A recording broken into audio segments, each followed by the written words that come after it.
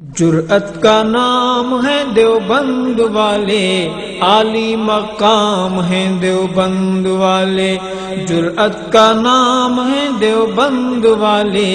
عالی مقام ہیں دیوبند والے۔ جرأت کا نام ہے دیوبند والے،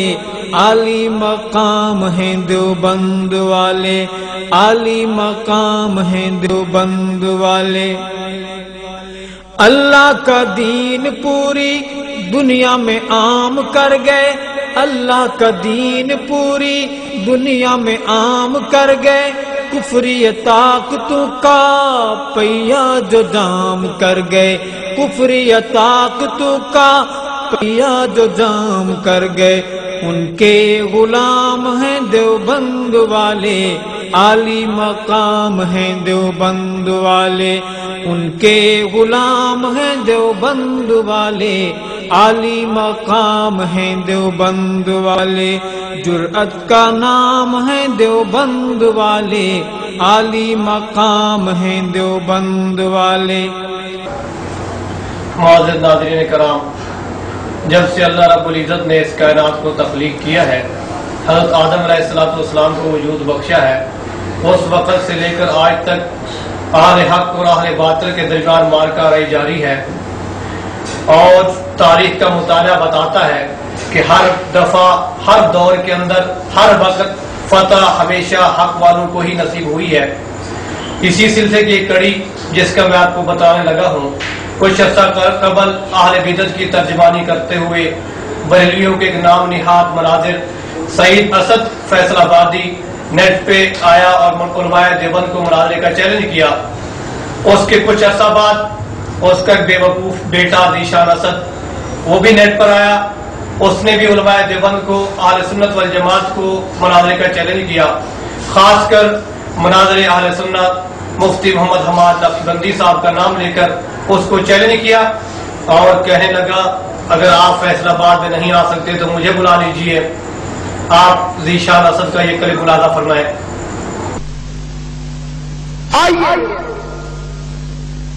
آئیے فیصل آباد میں،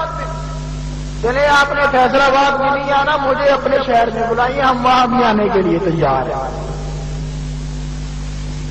آپ آئیں یا ہمیں بلائیں، ہمارے ساتھ آپ مناظرہ کریں۔ آنا، مناظرہ کرنا آپ کا کام ہوگا، اور آپ کی علمی طور پر دھجیاں اڑانا اس سنی پتر کا کام۔ آئے یہاں، بلائیں مجھے۔ اگر آپ نے ماں کا دودھ پیا ہے تو کرے مناظرہ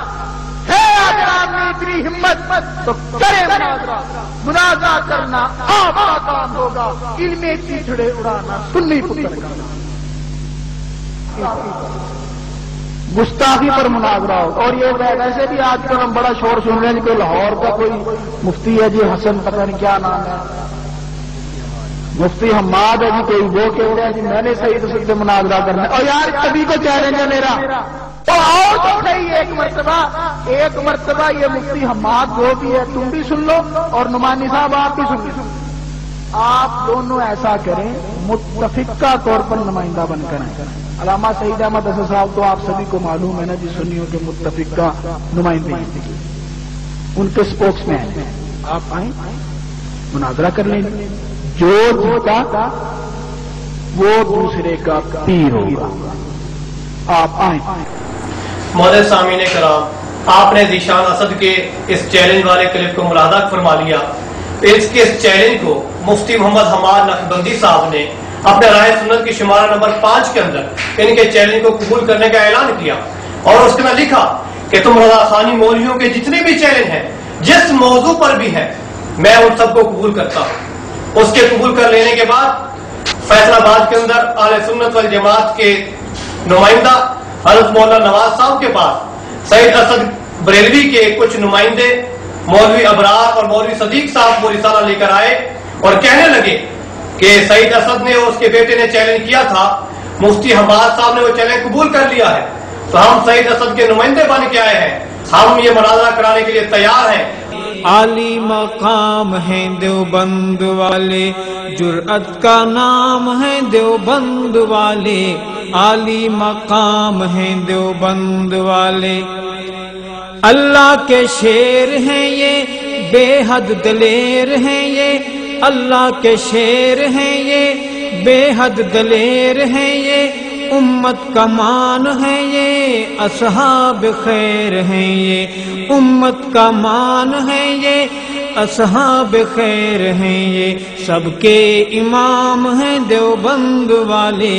عالی مقام ہیں دیوبند والے، سب کے امام ہیں دیوبند والے، عالی مقام ہیں دیوبند والے، جرأت کا نام ہے دیوبند والے، عالی مقام ہیں دیوبند والے، عالی مقام ہیں دیوبند والے۔ سامعین کرام، اس کے بعد حضرت مولانا نواز صاحب کے درمیان اور بریلیوں کے درمیان شرائط مناظرہ طے ہوئی، کیونکہ تاریخ اس بات کی گواہ ہے علماء دیوبند نے ہر دور کے اندر سیسا پھیلائی دیوار کی طرح سامنا کیا ہے، اور جب یہ بریلوی ان کے پاس آئے تو انہوں نے دیدہ دلیری سے انہوں نے جرأت مندانہ جواب دیا کہ آئے میدان میں شرائط طے کریں، مفتی حماد صاحب لاہور سے فیصل آباد میں آئیں گے، مناظرہ ہوگا۔ ناظرین کرام، آپ یہ شرائط طے ہونے کا منظر ملاحظہ فرمائیے۔ یہاں پر یہ بریلوی یہ اقرار کر رہے ہیں کہ سعید اسد 50 سال سے علماء اہل سنت والجماعت علماء دیوبند کو چیلنج کرتا آ رہا ہے، اور پھر دن دہاڑے سفید جھوٹ بول رہے ہیں اور کہہ رہے ہیں کہ سعید اسد اس وقت فیصل آباد میں نہیں ہے بلکہ انگلینڈ گیا ہوا ہے، جبکہ حقیقت یہ تھی کہ ہمارے ساتھیوں نے جب سعید اسد کے سیکرٹری کو فون کیا کہ ہم نے سعید اسد کا بیان کرانا ہے تو اس کے سیکرٹری نے کہا کہ سعید اسد یہاں موجود ہے لیکن وہ 20,000 روپے کی ڈیمانڈ کرتا ہے۔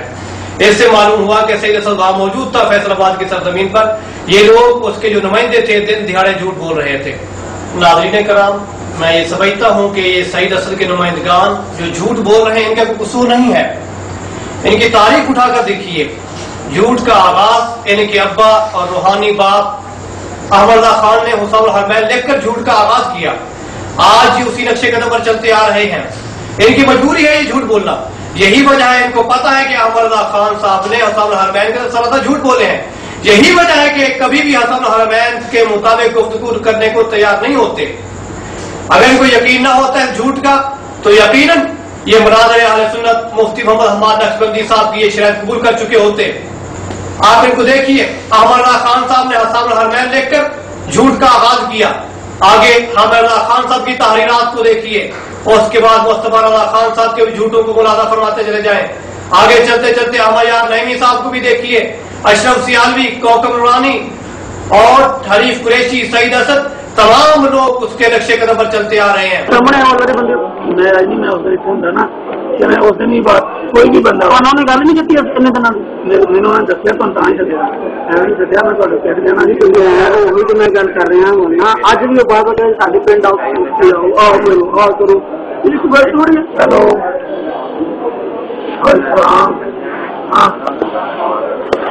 اب بیٹھے ہیں ابرار کتنے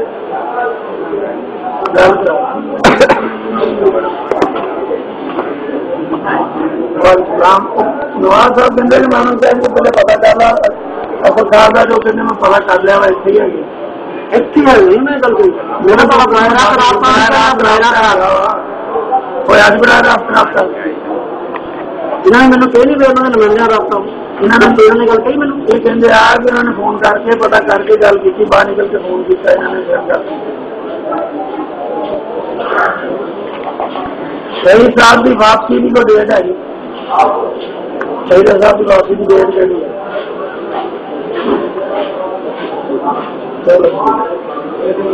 میری سنو گل ڈیٹ ہے گلوں کی گل کوئی ایویں پانی نہیں بنا ملک سے نہیں ہے وہی ایویں گل کر میں اسی گل کر کوئی گل کر رہا نا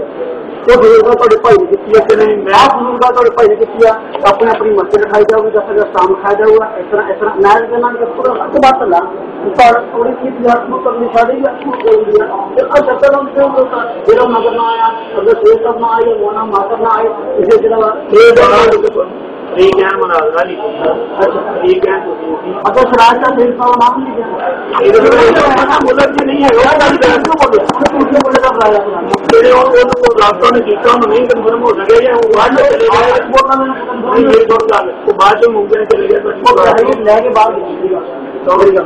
اب ایک تمام سے صحیح صاحب معاہدہ پتا کیوں وہ لے کے کر کرتے ہو نا تمہیں گھر کی باہر نہیں رہنا یار محمد آگے سالہ تو صحیح اعلان کر رہا اپنی کوئی ضرورت نہیں سامنے آنا اللہ کے بندہ کوئی فائدہ نہیں میں ثابت کرنا میں نے دیکھ رہا ایسے آگے بعد میں تم ایک بار نہیں کرنا پتا لگا یار کی گل اچھا میں گل چلو ٹائم رکھو سارا علاقہ شہر ملک ملک پورا کٹا کر کے نام والی تاریخ میں جڑے گل ملک نہیں وہ نہیں بحث کری نقصان ہوتا پیا ہاں ابراہیم السلام علیکم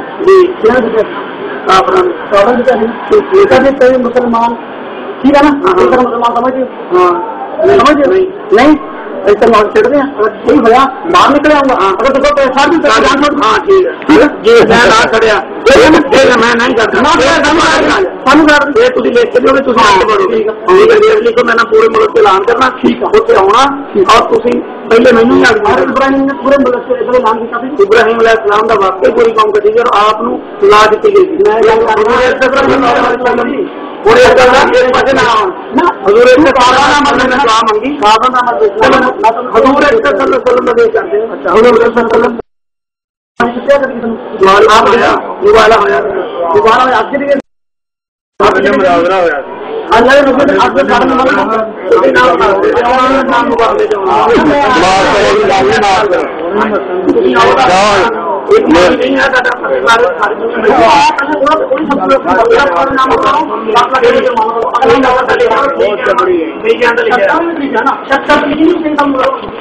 مناظر صحیح صاحب نہ آئے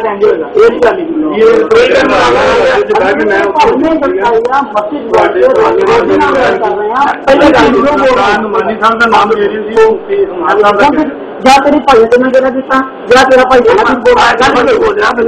ہاں بولیا تو ضرور بولنا ہاں ٹھیک بولیا مسجد بہن میرا بولنے گل کہی ہے میرے بھائی نے دیکھو میری گل سنو پہلے بار بار یار میں تمہیں جواب دے رہا ہوں تیرے بھائی جواب دے رہے ہیں تیرے بھائی نے ہاں نا دس چیز میرے بھائی تم دسیا نہیں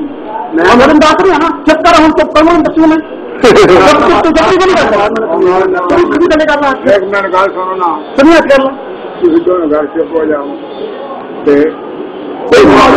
بندہ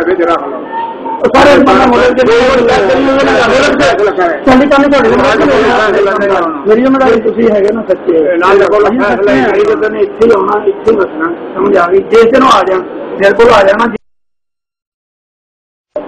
جتنا بھی مرضی کوڈ میں چلو بول کروں گا جو مرضی کرو باہر چلا گیا بحث کر میں نہیں گل کرنی وہ بچے تھوڑے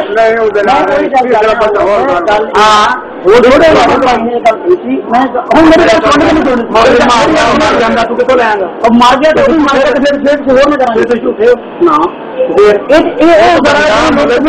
میری گل ایک منٹ میری گل دوسرا بندہ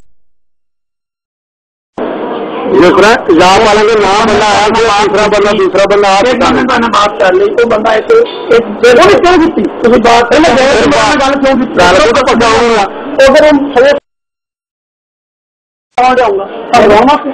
الحمد للہ پاکستان میری گل پاکستان آپ بندے صحیح سمجھ میرے بھائی نے شکل آئی کہنا جی دیکھو تے مولی صاحب نے گھر جانا میں کہ اچھا تھوڑے موٹر کرنا ماریا تو نہیں آتا پروگرام میں کہ یار ہوں گے لے کے آؤں ساری ذمہ داری ہے میں کہ سید صاحب کہنا ہوں لے کے آؤں ساری ذمہ داری مگر بھائی خراب تھا میسج بیٹھ کر کیا خراب تھا میرے چلو ٹھیک ہے بھائی میں کیا ہوں جرم اگر نہ آیا جرم اگر نہ آیا اگر مولانا صاحب نہ آئے